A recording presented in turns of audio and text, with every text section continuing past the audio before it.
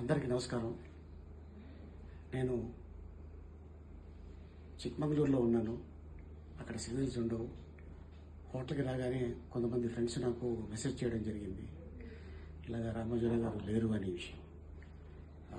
ఆయన వ్యక్తి కాదు, మహాశక్తి, ఒక వ్యవస్థ ఆయన.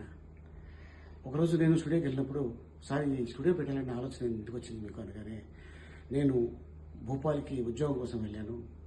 నా చదువుకి ఉద్యోగం రాదన్నాడు. నేను వెళ్ళిపోదాం అనుకున్నాను. కానీ అతను, మీరు మద్రాసి, మీకు ఈ ఉద్యోగాలు రావు అని చెప్పడంతో నాకు కోపం వచ్చింది అని చెప్పడం జరిగింది. సో దాంతో ఆ కోపమే వారిని ఈరోజు ఇంత మహా వ్యక్తి శక్తిగా మార్చింది. నువ్వు ఇచ్చేది ఏంట్రా ఉద్యోగం, నేనే 100 మందికి ఇస్తాను. ఎక్కడండి 100 మందికి, మీరు 1000 మందికి ఉద్యోగం ఇచ్చి ఉన్నారు. మీరే కానీ లేకపోతే చిన్న చిన్న కళాకారులు ఉండేవాళ్ళు కాదు. సో ఈ రోజున వారు మన మధ్యన లేకపోయినా ఎప్పుడు మన గుండెల్లో, మన మనసులో ఎప్పుడో ఉంటారు. ఈనాడు పేపర్ చూసినా రామోజీరావు గుర్తుకొస్తారు, ఈటీవీ చూసినా రామోజీరావు గుర్తుకొస్తారు, ప్రజాపక్షాలు చూసినా రామోజీరావు గుర్తుకొస్తారు. ఇలా ఎన్నో ఎన్నో ఎన్నో.